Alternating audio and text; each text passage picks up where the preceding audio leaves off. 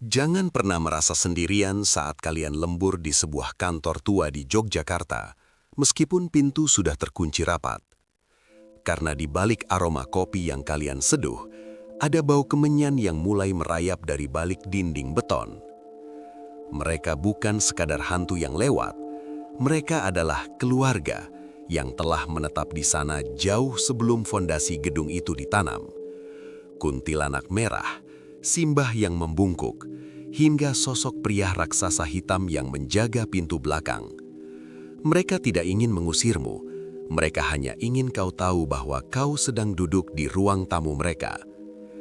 Jika kalian mendengar suara mesin ketik di tengah malam, sementara semua komputer sudah mati, jangan menoleh, karena sekali kau menyadari kehadiran mereka, kau tidak akan pernah bisa pulang dengan perasaan yang sama lagi.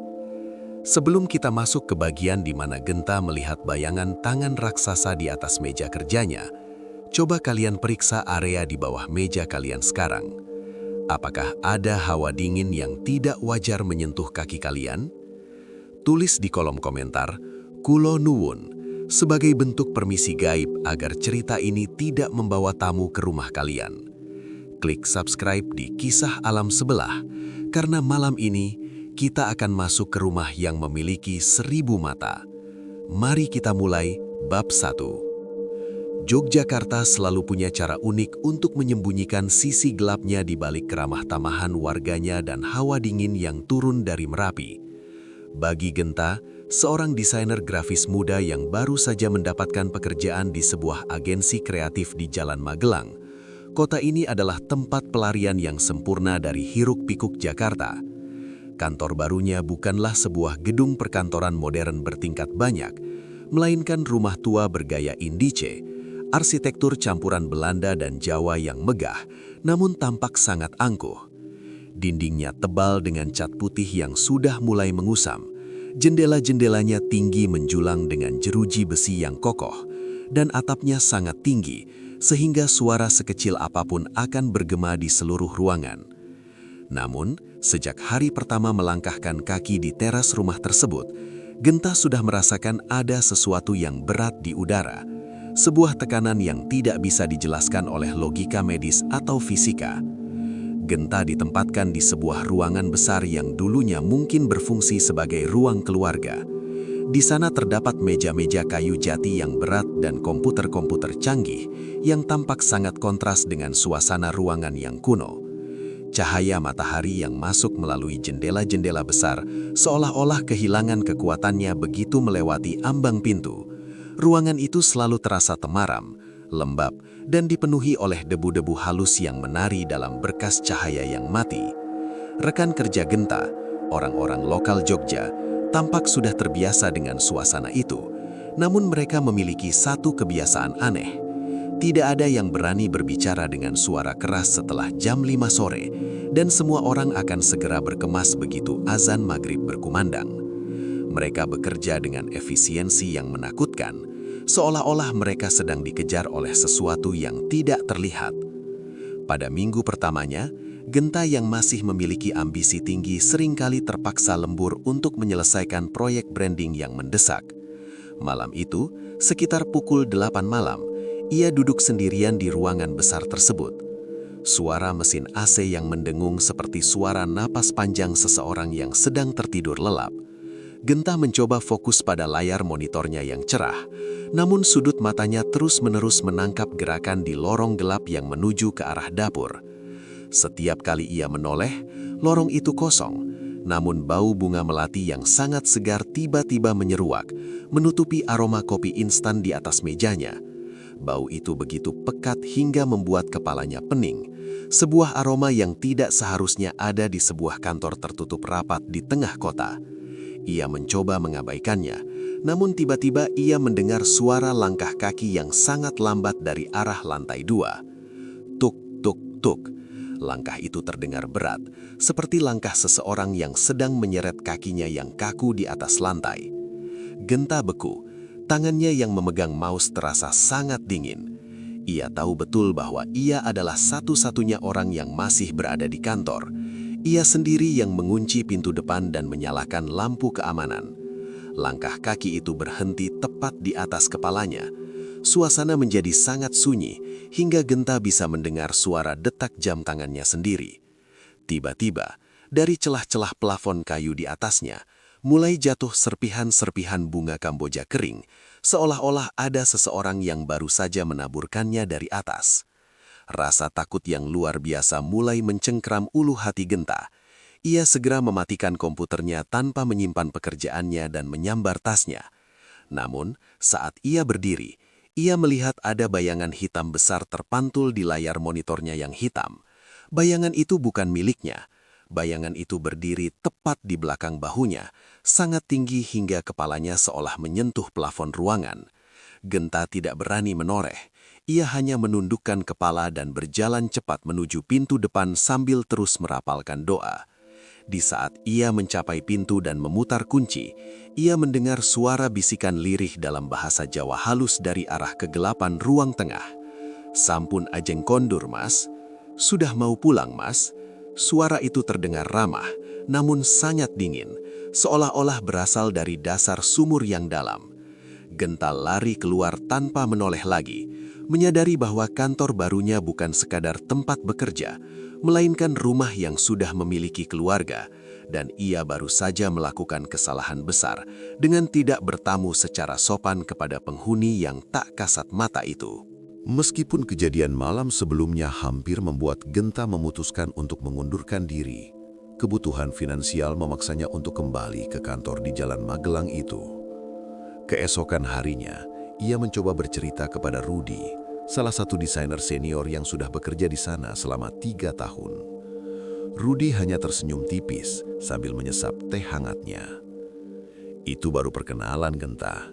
Di sini yang penting kita tahu diri. Mereka tidak jahat kalau kita permisi," ucap Rudy tenang. Namun ketenangan Rudy justru membuat Genta semakin merinding. Ia menyadari bahwa seluruh staf di kantor ini telah membuat semacam perjanjian tak tertulis untuk hidup berdampingan dengan entitas yang menghuni rumah tersebut. Sejak hari itu, Genta mulai memperhatikan hal-hal kecil yang tidak masuk akal. Laci meja yang terbuka sendiri, aroma kemenyan yang muncul setiap hari Kamis, dan bayangan wanita berbaju pengantin yang sering melintas di koridor menuju toilet. Suatu malam, Genta kembali terpaksa lembur bersama Rudy. Mereka bekerja dalam keheningan, hanya ditemani suara klik dari mouse dan deru pelan mesin komputer. Sekitar pukul 11 malam, tiba-tiba terdengar suara yang sangat aneh dari ruangan arsip yang terletak di pojok belakang kantor. Suaranya adalah tek, tek, tek, cetak. Suara itu sangat familiar bagi siapapun yang pernah hidup di era sebelum komputer. Suara mesin ketik manual.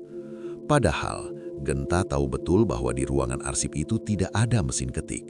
Hanya ada tumpukan map lama dan berkas-berkas klien yang sudah tidak aktif. Suara itu terdengar sangat cepat, seolah-olah ada seorang sekretaris profesional yang sedang mengetik laporan dengan sangat terburu-buru. Rudy memberikan kode dengan telunjuknya agar Genta tetap diam. "Abaikan saja, itu Suster Siti. Dia hanya sedang menyelesaikan laporannya yang tidak pernah selesai sejak tahun 1950, bisik Rudy. Genta merasakan bulu kuduknya berdiri tegak.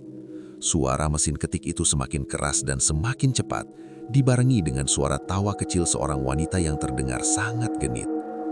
Tiba-tiba, suara itu berhenti. Keheningan yang menyusul terasa lebih menyesakkan. Tiba-tiba, dari arah printer laser di samping meja Genta, mesin itu menyala secara otomatis. Printer itu mulai mencetak lembar demi lembar kertas kosong, namun saat kertas itu keluar, terdapat bercak darah segar yang membentuk pola-pola tulisan tangan kuno di atasnya. Genta meraih salah satu kertas yang keluar dari printer tersebut. Tangannya gemetar saat ia membaca tulisan yang terbentuk dari darah itu. "Tolong sampaikan pada ayah, aku sudah pulang." Tulisan itu ditulis dalam bahasa Belanda dengan gaya kaligrafi yang sangat indah, namun menyeramkan. Begitu Genta selesai membaca kalimat itu, lampu di ruangan tersebut mulai berkedip-kedip secara liar. Suasana menjadi sangat kacau. Bayangan-bayangan di dinding seolah hidup dan mulai bergerak-gerak sendiri. Genta melihat ke arah jendela kaca besar yang menghadap ke halaman samping, dan di sana ia melihat pantulan seorang wanita muda dengan gaun pengantin Belanda yang putih bersih, sedang berdiri tepat di sampingnya sambil memegang sebuah mawar hitam yang layu. Wanita itu tersenyum manis ke arah Genta melalui pantulan kaca, namun matanya yang seharusnya indah justru hancur dan terus mengeluarkan air mata darah. Ia mengangkat tangannya yang pucat, mencoba menyentuh wajah Genta.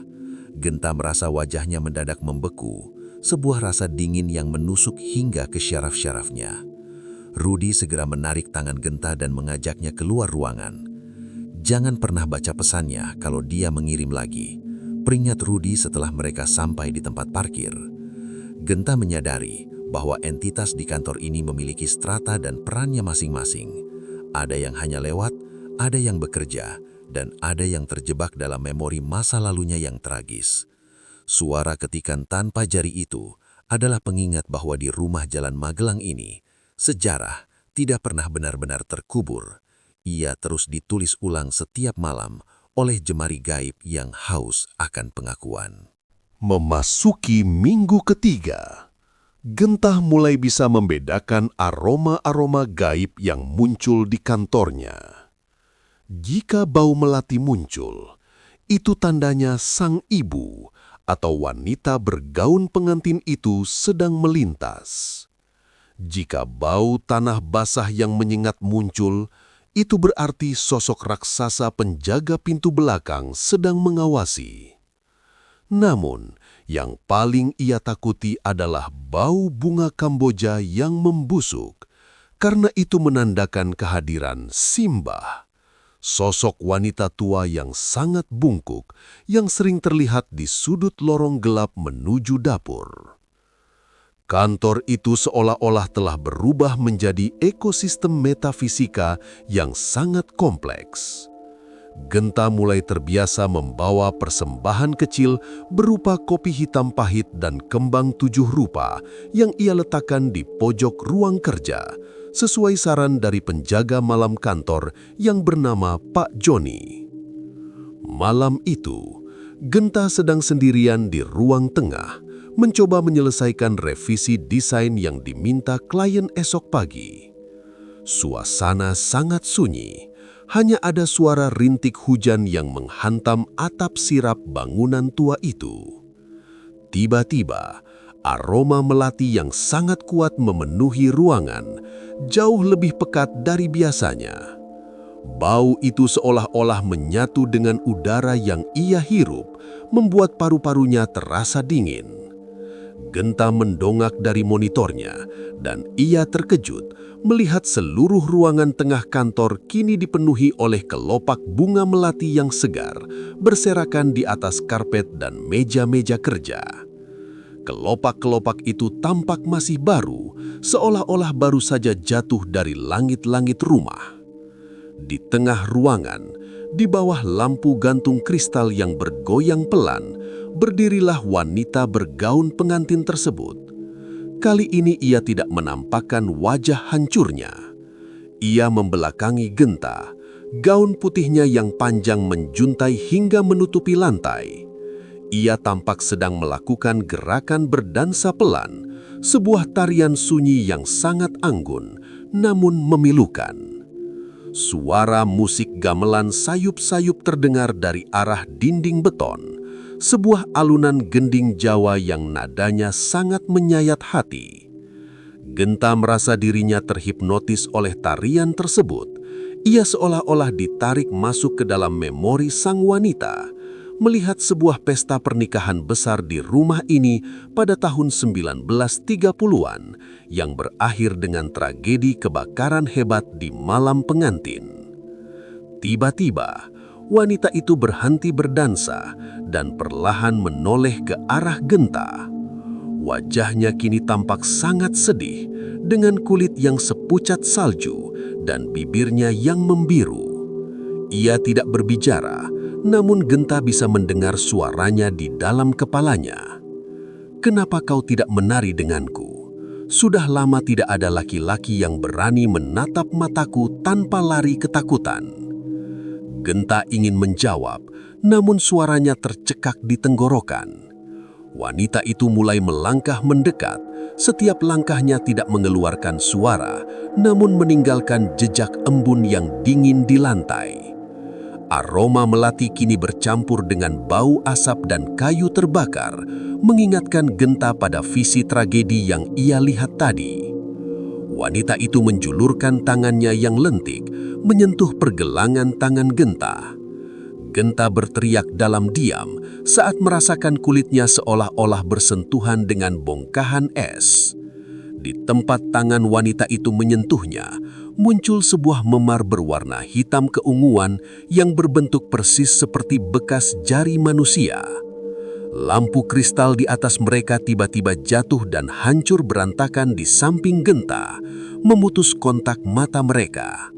Begitu Genta membuka matanya kembali, wanita itu sudah hilang, meninggalkan ruangan yang kembali gelap dan sunyi. Hanya menyisakan ribuan kelopak melati yang kini mulai berubah menjadi hitam dan kering dalam hitungan detik. Genta menyadari bahwa ia baru saja bersentuhan dengan kesepian yang telah berumur hampir 1 abad, sebuah kerinduan akan kasih sayang yang telah membusuk, menjadi dendam dan terperangkap di dalam pilar-pilar kokoh rumah di Jalan Magelang tersebut. Setelah pertemuan dengan wanita bergaun pelantin, Genta menyadari bahwa keberadaannya di kantor Jalan Magelang telah melampaui batas sebagai karyawan biasa. Ia telah menjadi objek pengamatan bagi para penghuni gaib rumah tersebut. Salah satu sosok yang paling konsisten mengawasinya adalah Simbah, seorang wanita tua yang tubuhnya membungkuk sangat ekstrim hingga wajahnya hampir menyentuh lutut. Simbah biasanya hanya berdiri diam di sudut lorong menuju dapur, memegang sebuah tongkat kayu yang ujungnya menyerupai kepala ular. Kehadirannya selalu ditandai dengan bau sirih yang sangat kuat dan suara batuk kering yang berulang-ulang di tengah malam. Semua staf kantor tahu bahwa Simbah adalah tetua dari keluarga tak kasat mata tersebut. Sosok yang mengatur siapa saja yang boleh masuk dan siapa yang harus pergi dengan rasa takut. Suatu sore, saat Genta sedang mengambil air minum di dispenser yang terletak di dekat lorong dapur, ia tanpa sengaja melakukan kontak mata langsung dengan Simbah. Biasanya, Simbah akan menghilang jika ada yang menatapnya, namun kali ini ia tetap di sana. Matanya yang putih tanpa pupil menatap Genta dengan tajam. Genta merasa seluruh tubuhnya lumpuh seketika.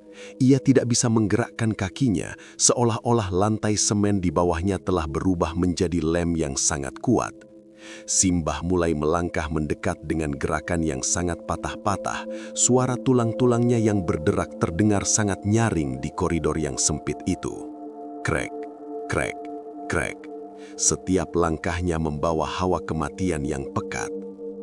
Simbah mengangkat tangannya yang keriput dan penuh dengan bintik-bintik hitam, lalu meletakkannya di atas meja pantry. Kue, cah anyar, ojo sembrono ning kene. Kamu, anak baru, jangan sembarangan di sini. Suara Simbah terdengar seperti gesekan 2 lembar amplas tua, sangat serak dan penuh dengan ancaman. Genta merasakan sebuah energi panas yang luar biasa menusuk dadanya, membuatnya sulit untuk bernapas. Ia menyadari bahwa Simbah tidak menyukai kehadirannya yang terlalu ingin tahu tentang rahasia keluarga mereka. Simbah kemudian membisikkan sesuatu yang lebih pribadi, sebuah rahasia tentang masa lalu keluarga Genta sendiri yang seharusnya tidak mungkin diketahui oleh siapapun di Yogyakarta. Rasa takut Genta berubah menjadi kebingungan yang luar biasa. Bagaimana sosok gaib dari rumah tua ini bisa mengetahui dosa masa lalu leluhur Genta di Jawa Timur? Simbah tertawa kecil, suara tawanya terdengar seperti rintihan burung gagak di tengah malam. Ia kemudian mengeluarkan sebuah cincin perunggu kuno dari balik kembennya yang kusam dan meletakkannya di atas meja pantry. Bawa ini sebagai tanda kau adalah tamu yang diizinkan, atau pergilah sekarang sebelum pintu belakang terbuka untukmu. ucap Simbah sebelum akhirnya ia perlahan-lahan memudar dan menyatu dengan bayangan di dinding koridor. Bau sirih itu perlahan-lahan menghilang, digantikan oleh aroma debu yang netral. Genta mengambil cincin itu dengan tangan gemetar. Cincin itu terasa sangat berat dan memiliki aura dingin yang terus-menerus memancar. Begitu ia memakai cincin itu, tekanan udara yang selama ini ia rasakan di kantor tersebut mendadak menjadi lebih ringan, seolah-olah ia baru saja mendapatkan paspor untuk masuk ke dalam wilayah terlarang. Namun ia menyadari satu hal, dengan menerima cincin dari Simbah, ia bukan lagi sekedar saksi, ia telah menjadi bagian dari permainan keluarga tak kasat mata ini. Simbah telah menandainya dan sekarang ia harus bersiap menghadapi entitas yang jauh lebih besar dan lebih berbahaya yang selama ini bersembunyi di balik pintu belakang kantor yang tidak pernah boleh dibuka oleh siapapun. Dengan cincin pemberian Simbah yang kini melingkar di jari manisnya, Genta merasa memiliki semacam perisai tak terlihat, namun sekaligus juga menjadi magnet bagi entitas yang lebih kuat. Salah satu yang paling dominan dan menakutkan adalah sosok yang disebut sebagai Sang Penjaga atau pria tinggi besar. Makhluk ini adalah entitas laki-laki raksasa dengan kulit berwarna hitam pekat yang tampak seperti bayangan hidup, namun memiliki massa fisik yang padat. Tinggi tubuhnya mencapai hampir 3 meter, sehingga setiap kali ia muncul di dalam ruangan, ia harus membungkuk sangat rendah agar kepalanya tidak menabrak plafon. Sang Penjaga tidak pernah berbicara, ia hanya muncul sebagai bentuk intimidasi, berdiri tegak di depan pintu-pintu ruangan, seolah sedang memastikan bahwa tidak ada manusia hidup yang berani mengganggu istirahat anggota keluarganya yang lain. Malam itu, Genta sedang bekerja di lantai 2, sebuah area yang jarang dikunjungi staf karena suasananya yang jauh lebih mencekam daripada lantai 1. Ruangan di lantai 2 ini dipenuhi oleh mebel-mebel antik peninggalan pemilik aslinya dan sebuah cermin besar berlapis emas yang menempel di dinding utama. Saat Genta sedang memeriksa beberapa dokumen lama, tiba-tiba suhu di ruangan itu turun secara drastis hingga mencapai titik beku. Ia mendengar suara dengusan nafas yang sangat besar dan berat dari arah belakangnya. Suara nafas yang terdengar seperti suara hembusan uap dari mesin lokomotif kuno. Genta menoleh perlahan, dan di sana, memenuhi sudut ruangan yang gelap, berdirilah Sang Penjaga. Sosok itu sangat hitam, lebih hitam dari kegelapan malam yang ada di sekitarnya. Matanya tidak terlihat, namun Genta bisa merasakan tatapan yang sangat menindas keluar dari wajah yang rata tersebut. Sang Penjaga membawa sebuah gada kayu besar yang ujungnya berlumuran cairan hitam berbau tanah basah. Setiap kali makhluk itu bergerak sedikit saja, seluruh lantai kayu di lantai 2 bergetar hebat. Genta merasakan cincin di jarinya menjadi sangat panas, seolah-olah sedang bereaksi terhadap kehadiran energi negatif yang luar biasa besar tersebut. Sang Penjaga melangkah maju 1 langkah, dan seketika semua lampu di lantai 2 pecah serentak, menyisakan kegelapan total yang hanya diterangi oleh pendaran merah dari mata Sang Penjaga yang kini mulai muncul. Genta terjebak di sudut ruangan. Ia tidak bisa lari karena Sang Penjaga telah menghalangi satu-satunya pintu keluar. Makhluk itu kemudian mengangkat tangan raksasanya dan menekan dinding beton di samping Genta. Dengan kekuatan yang mustahil, jari-jari bayangan itu amblas masuk ke dalam beton, seolah-olah dinding itu hanya terbuat dari lumpur lunak. Ia tidak menyerang Genta, melainkan seolah sedang menunjukkan kekuatannya sebagai bentuk peringatan. Dari arah mulut makhluk itu keluar asap hitam pekat yang berbau amis dan belerang. Genta menyadari bahwa Sang Penjaga adalah manifestasi dari semua kemarahan dan trauma fisik yang pernah terjadi di rumah ini. Seorang penjaga gerbang yang tidak mengenal ampun bagi mereka yang melanggar batas. Tiba-tiba, dari arah belakang Sang Penjaga muncul wanita bergaun pengantin yang pernah Genta temui. Wanita itu meletakkan tangannya yang pucat di atas lengan hitam raksasa sang penjaga, seolah sedang menenangkannya. Suasana yang tadinya penuh intimidasi mendadak menjadi sedikit lebih tenang. Wanita itu menatap Genta dengan pandangan yang sulit diartikan, sementara sang penjaga perlahan-lahan menyurut kembali ke dalam kegelapan dinding. Begitu mereka menghilang, lampu-lampu di lantai 2 menyala kembali secara otomatis, seolah-olah kejadian tadi hanyalah sebuah glitch dalam realitas. Genta menyadari bahwa sang penjaga adalah ayah atau pelindung dari keluarga ini, entitas yang memisahkan dunia luar dengan rahasia berdarah yang disimpan di lantai 2 kantor Jalan Magelang. Tanpa cincin dari Simbah, mungkin Genta sudah hancur bersama dinding beton yang diremas oleh makhluk raksasa tersebut. Setelah konfrontasi dengan sang penjaga, Genta mulai menyadari bahwa kantor Jalan Magelang ini bukan hanya sebuah gedung yang dihantui, melainkan sebuah lokasi di mana waktu dan ruang bersifat cair. Suatu malam, tepat di malam Jumat Kliwon, Genta mengalami sebuah kejadian yang mengubah seluruh persepsinya tentang keluarga tak kasat mata ini. Saat itu pukul 12 malam, ia sedang beristirahat di ruang tengah setelah menyelesaikan tugas mendesak. Tiba-tiba, lampu-lampu kantor yang tadinya benderang mulai meredup dan berubah warna menjadi kuning hangat, mirip seperti cahaya lampu minyak tanah dari masa lalu. Perabotan kantor yang modern, meja komputer, printer dan kursi ergonomis perlahan-lahan memudar dan digantikan oleh furnitur-furnitur klasik dari kayu jati berukir yang sangat indah. Di tengah ruangan yang kini telah bertransformasi menjadi ruang makan mewah abad 19, terdapat sebuah meja panjang yang dipenuhi oleh berbagai macam hidangan yang aromanya sangat menggugah selera namun terasa asing. Ada daging panggang, berbagai macam roti, dan botol-botol minuman berwarna merah tua. Dan yang paling mengejutkan, seluruh anggota keluarga itu ada di sana. Mereka duduk melingkari meja makan dalam wujud yang tampak sangat nyata, bukan lagi berupa bayangan atau arwah yang hancur. Wanita bergaun pengantin duduk di sana dengan wajah cantiknya yang utuh. Sang penjaga duduk di ujung meja dengan wujud pria Belanda bertubuh tegap, dan Simbah duduk di kursi kayu besarnya sambil mengunyah sirih dengan tenang.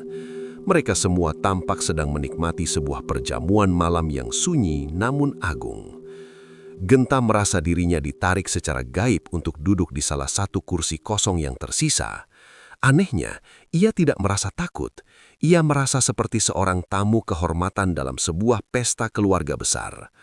Wanita bergaun pengantin itu menuangkan minuman merah ke dalam gelas kristal di depan Genta. "Minumlah, Genta. Malam ini kita merayakan kehadiranmu sebagai bagian dari rumah ini," ucapnya dengan suara yang sangat lembut dan nyata, bukan lagi berupa bisikan di dalam kepala. Genta melihat ke arah hidangan di atas meja, dan ia menyadari satu hal yang mengerikan. Meskipun tampak seperti makanan lezat, jika ia melihatnya melalui pantulan cincin pemberian Simbah, makanan itu berubah menjadi tumpukan ulat, bunga Kamboja busuk, dan cairan hitam yang menjijikkan. Ia menelan ludah, mencoba menolak dengan sopan namun lidahnya terasa kaku. Simbah kemudian menatapnya dengan tatapan yang sangat dalam. "Koe ngerti, Genta, kabeh sing neng kene tahu dadi menuso koyo koe, sing bedakne mung carane awae dewe mati. Kamu tahu, Genta, semua yang ada di sini pernah menjadi manusia seperti kamu, yang membedakan hanya cara kami mati," ucap Simbah dengan nada melankolis. Genta melihat satu persatu anggota keluarga itu dan ia mulai melihat bagaimana mereka meninggal. Sang penjaga yang dieksekusi, wanita bergaun pengantin yang terjebak api, dan Simbah yang meninggal dalam kesendirian yang pahit. Perjamuan ini adalah cara mereka untuk tetap merasa hidup di tengah-tengah dunia manusia yang terus melupakan mereka. Tiba-tiba, suara dering telepon kantor yang modern memecah keheningan perjamuan gaib tersebut. Suaranya terdengar sangat distorsi dan jauh. Seketika, pemandangan mewah itu mulai retak dan hancur seperti butiran debu. Meja jati berubah kembali menjadi meja komputer, dan hidangan lezat berubah menjadi tumpukan kertas laporan. anggota keluarga itu perlahan-lahan kembali menjadi bayangan hitam yang menyeramkan. Genta tersedak saat menyadari gelas kristal yang Adi ia pegang kini berubah menjadi gelas plastik berisi air keruh yang berbau tanah. Ia menyadari bahwa ia baru saja menyaksikan sisi lain dari dimensi mereka, sebuah ilusi kebahagiaan yang dibangun di atas fondasi penderitaan yang abadi. Perjamuan di tengah malam itu adalah pengingat bahwa di balik setiap penampakan horor, ada jiwa-jiwa yang haus akan martabat yang telah dicuri oleh kematian yang tragis di rumah Jalan Magelang ini. Gangguan di kantor Jalan Magelang kini mulai memasuki tahap yang lebih fisik dan agresif. Setelah perjamuan malam Jumat Kliwon itu, dinding-dinding kantor seringkali mengeluarkan suara dentuman keras, seolah-olah ada seseorang yang sedang memukul-mukul beton dari sisi lain menggunakan palu godam. Bum, bum, bum. Getarannya terkadang begitu kuat hingga membuat figura foto di dinding berjatuhan dan hancur. Genta seringkali menemukan retakan-retakan baru di dinding yang bentuknya menyerupai jari-jari tangan manusia atau siluet wajah yang sedang berteriak. Yang paling mengerikan adalah ketika dinding-dinding itu mulai menangis, mengeluarkan cairan merah kental yang berbau amis darah dari celah-celah cat yang mengelupas, membentuk pola-pola tulisan dalam bahasa Jawa kuno yang tidak bisa dibaca oleh orang biasa. Suatu malam, saat Genta sedang sendirian di ruang arsip untuk mencari berkas lama, ia mendengar suara bisikan yang sangat jelas berasal dari balik dinding beton di belakang rak buku raksasa. Suara itu bukan suara simbah atau wanita bergaun pengantin, melainkan suara pria yang sangat serak, terdengar seperti seseorang yang sedang kehabisan napas karena tercekik. "Tolong, di sini dingin, bongkar dindingnya." Bisikan itu diiringi oleh suara cakaran kuku di balik tembok. Genta merasa ulu hatinya seperti ditusuk-tusuk. Ia menyadari bahwa ada seseorang atau sesuatu yang tertanam secara fisik di dalam struktur bangunan ini. Sebuah praktek tumbal atau pengorbanan masa lalu yang kejam. Genta memberanikan diri untuk mengetuk bagian dinding yang retak tersebut. Begitu tangannya menyentuh tembok, ia mendapatkan visi kilasan yang sangat cepat. Seorang pria yang diseret paksa oleh beberapa orang berseragam, mulutnya disumbat kain, dan tubuhnya dimasukkan hidup-hidup ke dalam sebuah rongga di pilar utama rumah saat semen basah sedang dituangkan. Jeritan bisu pria itu bergema di seluruh tulang-tulang Genta, membuatnya jatuh terduduk di lantai yang dingin. Ia menyadari bahwa keluarga tak kasat mata ini bukan hanya terdiri dari arwah penghuni rumah, tapi juga jiwa-jiwa malang yang dijadikan pondasi agar rumah ini tetap berdiri kokoh secara mistis. Tulisan darah di dinding itu perlahan mulai berubah menjadi kata-kata yang bisa ia pahami. "Dendam ini tidak akan pernah kering selama jantungku masih di sini." Genta menyadari bahwa pilar utama kantor tersebut sebenarnya adalah makam berdiri bagi sang tumbal. Bau semen basah dan bau daging membusuk kini memenuhi ruang arsip, menyesakkan dada hingga Genta hampir pingsan. Tiba-tiba, sang penjaga muncul di depan pintu ruang arsip, menatap Genta dengan tatapan yang sangat keras.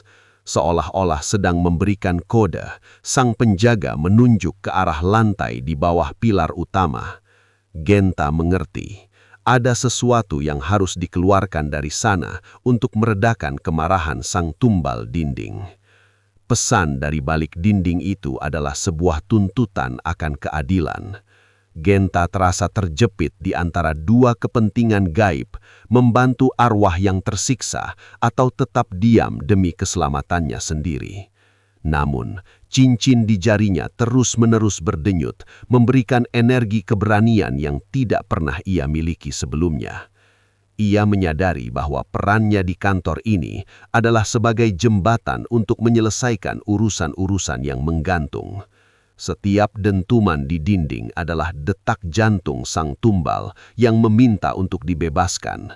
Sebuah pengingat bahwa di balik kemegahan arsitektur kolonial Jogja, seringkali tersimpan penderitaan manusia yang luar biasa yang ditanam hidup-hidup demi keserakahan kekuasaan dan harta di masa lalu.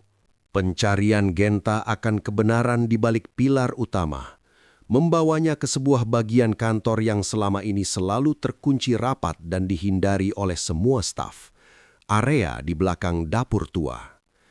Area ini terdiri dari sebuah lorong sempit yang lantainya masih berupa tanah merah yang lembab dan sebuah pintu kayu jati kecil tanpa gagang pintu. Aroma di sini sangat berbeda dengan area kantor lainnya. Tidak ada bau melati atau kemenyan. Yang ada hanyalah bau logam berkarat yang sangat tajam dan bau uap air yang pengap. Semua lampu di area ini selalu mati, tidak peduli berapa kali bohlamnya diganti oleh petugas pemeliharaan. Seolah-olah ruangan ini menolak cahaya dalam bentuk apapun. Dengan bantuan lampu senter ponselnya, Genta mencoba mendorong pintu jati kecil tersebut. Pintu itu terasa sangat berat, seolah-olah ada beban ribuan ton yang menahannya dari sisi lain. Begitu pintu terbuka, Genta disambut oleh sebuah ruangan rahasia yang luasnya tidak lebih dari 3 kali 3 meter. Di dalamnya tidak ada perabotan, hanya ada sebuah sumur tua di tengah ruangan dan sebuah altar kecil yang dipenuhi oleh ribuan jarum karatan dan potongan kain kafan yang sudah menghitam. Di dinding ruangan itu, terdapat ratusan foto hitam putih yang dipaku secara acak, menunjukkan wajah-wajah orang yang pernah bekerja atau tinggal di rumah ini, semuanya dengan mata yang dicoret menggunakan tinta merah. Di dalam sumur tua itu, terdengar suara air yang bergejolak, padahal tidak ada angin atau getaran di luar. Genta mendekati bibir sumur, dan ia melihat bayangan wajahnya di permukaan air yang gelap, perlahan-lahan berubah menjadi wajah pria yang tertanam di pilar tadi. Dari dalam sumur tua, mulai merangkak keluar sebuah entitas yang menyerupai gumpalan rambut hitam panjang yang sangat tebal dan basah. Makhluk ini bergerak dengan suara desisan seperti ular, melingkari altar kecil di tengah ruangan. Genta menyadari bahwa ini adalah pusat energi negatif rumah ini, tempat di mana segala macam kutukan dan perjanjian hitam dilakukan oleh pemilik aslinya untuk mempertahankan kekayaannya. Tiba-tiba, Simbah muncul di ambang pintu ruangan rahasia tersebut. Wajahnya tampak sangat lelah dan penuh kesedihan. Iki carane wong disit golek sugih Genta. Gunakne nyowo jadi pondasi. Gunakne getih jadi air, ucap Simbah dengan nada parau. Simbah memberikan sebuah kunci perak kecil kepada Genta dan menunjuk ke arah sebuah kotak kecil di dasar sumur. Genta menyadari bahwa ia harus mengambil kotak itu untuk menghancurkan perjanjian hitam yang mengikat keluarga tak kasat mata ini dalam penderitaan abadi. Rasa takut Genta mencapai puncaknya saat ia harus memasukkan tangannya ke dalam air sumur yang sedingin es dan penuh dengan gumpalan rambut tersebut. Ia merasa tangannya ditarik-tarik oleh kekuatan dari dasar sumur, mencoba menyeretnya masuk ke dalam kegelapan. Namun dengan bantuan cincin Simbah, ia berhasil meraih kotak perak tersebut. Begitu kotak itu diangkat ke permukaan, seluruh ruangan rahasia itu bergetar hebat. Foto-foto di dinding mulai terbakar secara otomatis, mengeluarkan asap biru yang berbau belerang. Genta menyadari bahwa ruang rahasia di belakang dapur ini adalah jantung dari semua teror di Jalan Magelang. Dan dengan ditemukannya kotak ini, tabir rahasia yang selama ini menyelimuti keluarga tak kasat mata itu mulai tersingkap, membawa Genta satu langkah lebih dekat menuju akhir dari malam panjang di kantor terkutuk tersebut. Kotak perak yang ditemukan Genta di dasar sumur berisi sebuah dokumen kontrak yang ditulis di atas lembaran kulit manusia dan sebuah jurnal harian milik Raden Mas Aryo, pemilik asli rumah ini pada tahun 1950-an.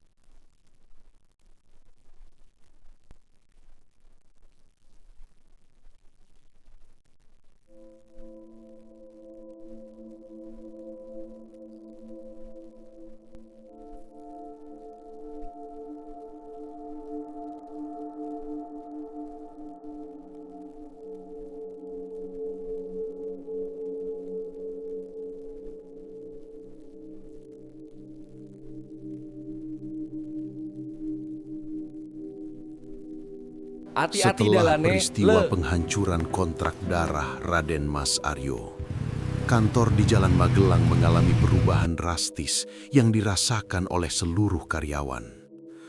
Bau busuk, aroma amis, dan hawa dingin yang menekan menghilang sepenuhnya, digantikan oleh udara segar khas kota Yogyakarta yang menenangkan. Meskipun rumah tua itu tetap memiliki aura antik dan sunyi, namun kengerian yang dulu menyelimuti setiap sudut ruangan telah sirna. Staf kantor kini tidak lagi terburu-buru pulang saat maghrib, dan tawa mulai terdengar di koridor yang dulunya hanya diisi oleh suara mesin ketik gaib. Genta sendiri merasa sebuah beban berat telah diangkat dari pundaknya, meskipun ia tahu bahwa apa yang ia alami telah mengubah cara pandangnya terhadap dunia selamanya. Namun, hal yang paling mengharukan adalah perubahannya terhadap keluarga tak kasat mata. Mereka tidak menghilang karena jiwa mereka telah terlalu lama menyatu dengan struktur bangunan tersebut, namun wujud mereka tidak lagi menyeramkan. Wanita bergaun pengantin kini sering terlihat sebagai bayangan putih yang damai yang sesekali duduk di taman samping, seolah-olah sedang menikmati sinar matahari yang hangat. Sang penjaga tetap ada di pintu belakang, namun kini kehadirannya memberikan rasa aman bagi siapapun yang pulang malam, seperti seorang satpam setia yang menjaga rumah dari energi luar yang benar-benar jahat. Dan Simbah terkadang masih muncul di sudut dapur, namun hanya untuk memberikan aroma sirih yang menenangkan, seolah sedang merestui setiap pekerjaan yang dilakukan anak-anak muda di kantor tersebut. Genta memutuskan untuk tetap bekerja di sana. Ia merasa memiliki ikatan batin dengan rumah tersebut dan penghuninya. Ia menyadari bahwa keberadaan mereka adalah bagian dari sejarah Jogja yang tidak boleh dilupakan begitu saja. Kadang-kadang saat ia sedang sendirian lembur, ia akan menyeduh satu cangkir kopi ekstra dan meletakkannya di meja tengah, bukan sebagai sesajen untuk meminta kekayaan, melainkan sebagai tanda persahabatan kepada keluarga yang kini hidup berdampingan dengannya dalam kesunyian yang harmonis. Tidak ada lagi suara dentuman di dinding atau tangisan di ruang arsip. Yang ada hanyalah harmoni antara yang hidup dan yang mati. Suatu sore, saat Genta sedang berkemas untuk pulang, ia menemukan sebuah mawar putih segar di atas meja kerjanya. Mawar itu tidak memiliki duri dan aromanya sangat harum, jauh lebih harum dari melati gaib yang dulu ia takuti. Ia tahu itu adalah ucapan terima kasih dari sang pengantin. Genta tersenyum dan menyimpannya di dalam tas.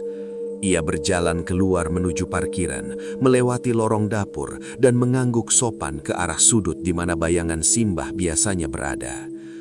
"Permisi, Mbah, saya pulang dulu," ucap Genta lembut. Sebuah suara bisikan halus membalasnya. "Hati-hati dalanele, hati-hati di jalan, nak."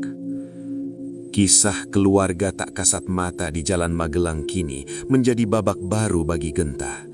Ia belajar bahwa horor seringkali hanyalah sebuah bentuk komunikasi yang gagal antara dua dunia yang berbeda. Dengan rasa empati dan keberanian untuk mengungkapkan kebenaran, kengerian bisa berubah menjadi penghormatan.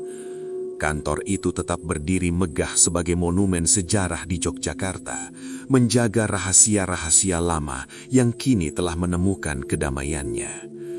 Genta melajukan motornya membelah malam Jogja yang dingin, menyadari bahwa di setiap sudut kota ini ada banyak keluarga lain yang menunggu untuk didengarkan, menunggu seseorang yang cukup berani untuk mengakui kehadiran mereka dalam kesunyian yang abadi. Dan ia siap menjadi saksi bagi kisah-kisah alam sebelah berikutnya yang menanti untuk diungkapkan.